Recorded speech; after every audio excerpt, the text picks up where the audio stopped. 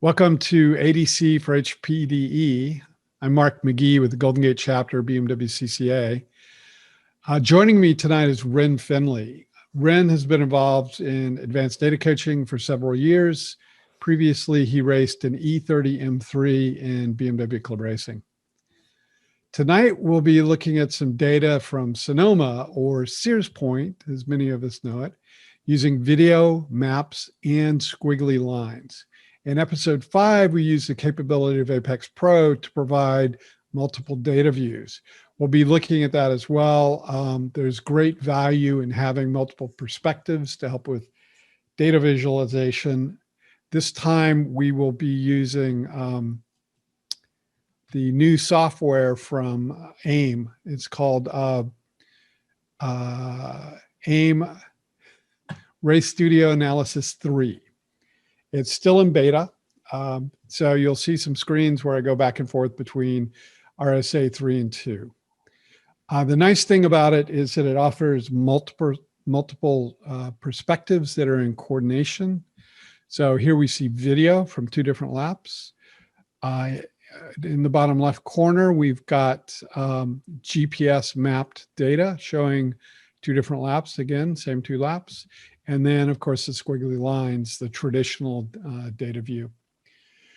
Each view has distinct advantages and they reinforce each other. With a video, I have the advantage of seeing what the driver sees, and ideally, I can see the driver's head and hand movement as well.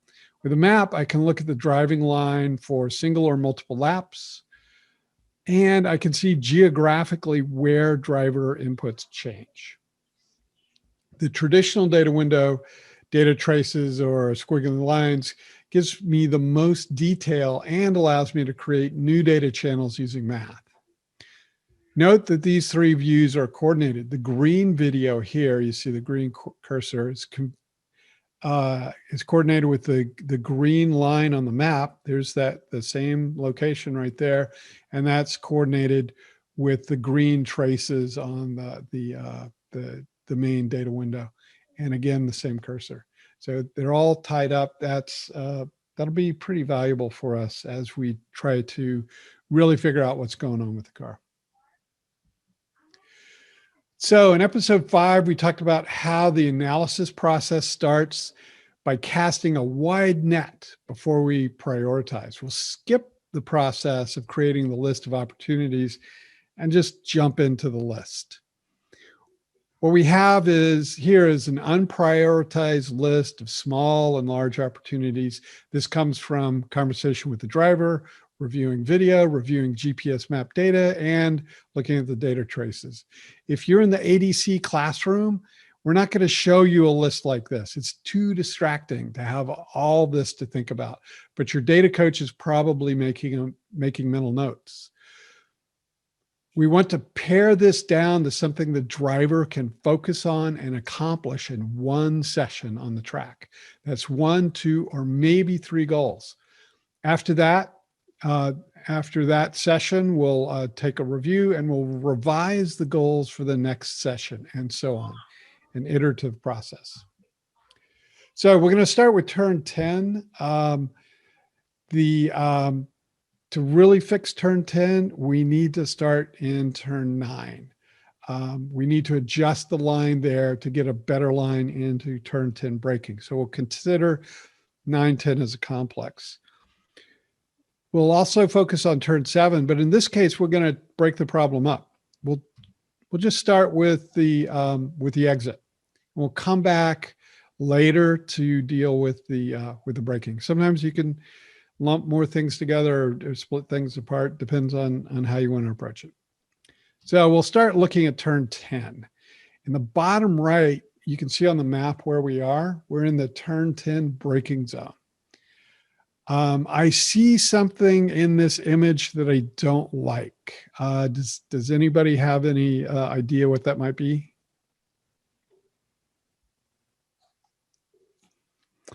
So the hands. Take a look at the brake indicator here. We have a lot of brake going on, and this blue bar is the steering angle indicator. And this confirms what we see with the hands. There's a significant amount of brake and steering at the same time. There's a little bubble thing that shows a sort of friction circle diagram. It's a little more laggy, so it doesn't always keep up with the other indicators. But we see a lot of brake in hands at the same time, which we generally don't like to see. So let's back up the car into turn 9. You can see on the map, here we are in turn 9. There are many possible lines in turn 9. If you're driving a spec Miata, you may want to put your left tires on that white line on the left side of the track and just follow that around. The minimum path is fine. The entry to turn 10 is not that complicated. With a heavier car with more horsepower, we want to be a little wider towards the right. This will give us a better entry into turn 10, which you see off in the distance here. That's our turn 10 entry way up there. We want to be thinking about it here on the track. We're currently a little left of center. We should be farther right, maybe as far as slightly right of center, depending on the car. There's no reason to be hard right. With a slightly wider line here, we can get a straighter entry into the brake zone for turn 10, which will give us the advantage of a less rushed entry and a more stable entry into turn 10. Now we're looking at a Race Studio Analysis 3 window. It's pretty busy, but we'll break this down. In the bottom left, we see the driver on the green lap is using an alternate line, and this allows a straighter braking zone. I'll zoom into this for a moment. It's a little bit hard to see, but it's a little bit straighter on the green line. The driver was actually passing another car on that lap and had that wider entry into or wider line through turn 9 that we were talking about.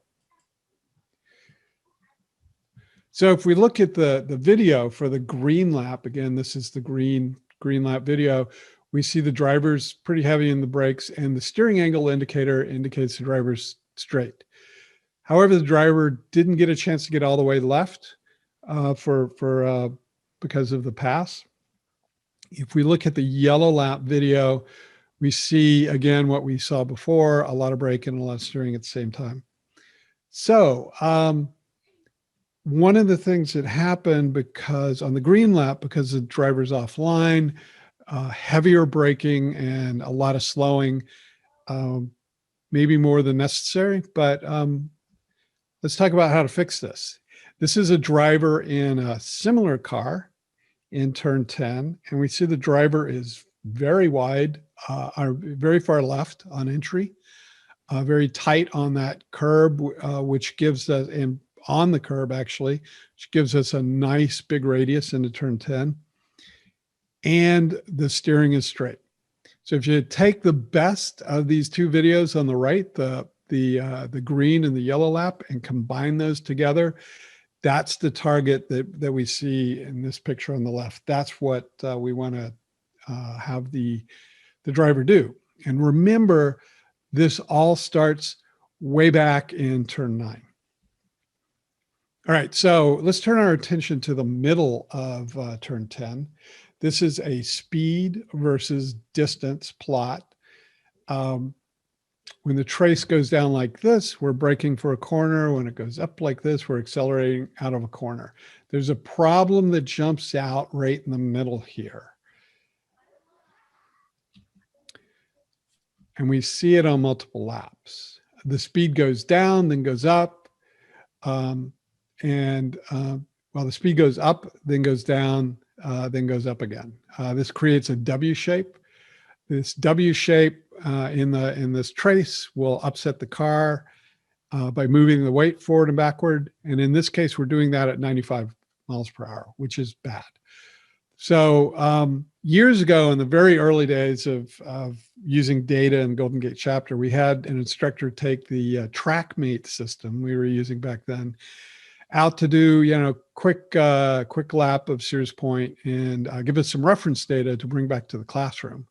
And he didn't get really warmed up, and he was in a rush, and he went into turn 10 a little hot. And there was a big lift, and that was followed by a spectacular spin. So he didn't bring us reference data, but he brought us some beautiful spin data to take a look at and see how that happened. The point to remember is that if an instructor can spin, you can spin too. So we want to keep these lines clean. I've never spun in this corner in particular, but I had a spectacular spin in the bus stop at Buttonwillow, and I immediately flat spotted 4 fresh race tires. And that was very unfortunate. So we want to keep this clean. So we could look at some other traces to look at this from a different perspective. So here we're looking at longitudinal Gs. That green line there is 0 Gs. So that's neutral throttle. We're not speeding up or slowing down. Slowing down or deceleration is downward, acceleration is upward. Here's our problem area.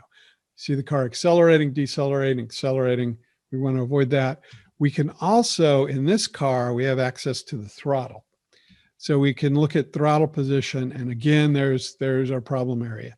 Now, the problem is evident with the top set of curves in the speed trace, but it's nice to be able to get confirmation by looking at the throttle position, and sometimes it makes it more tangible to the driver. Oh, my foot's doing that? Okay.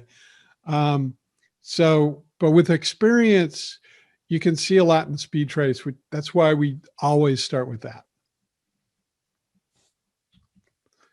Okay, and what we would hope to see is a slower tip in the throttle, especially right at the very beginning.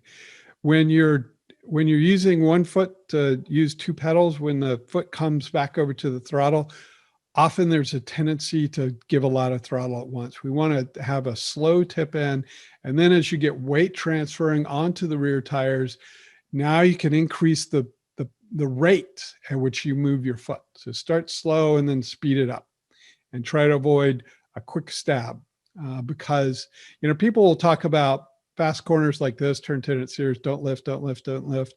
Well, the way I look at it is don't stab the throttle and then you won't need to lift.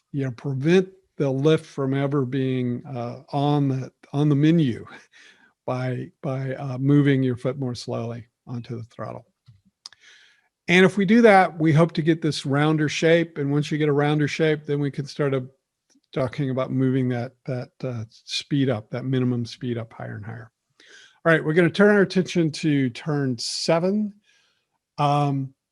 In this, looking at the GPS data here, I suspected the driver was looking way, way ahead.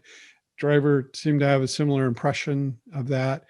And what's going on is you've got these curbs off in the distance that you need to thread a needle. You want to create a little bit of a straight because you're going to need to do a speed adjustment before you come into turn 8. Nobody's going to go into turn 8 flat unless you have no horsepower. So you need a little bit of a straight here. And so we want to look ahead. That's very important. But you also need to be able to keep your eyes moving and looking at other reference points. For example, this lonely little curb right here, that's our exit curb for turn 7.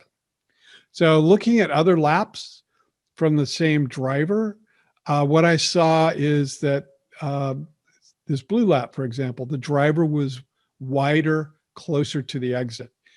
And so I like that.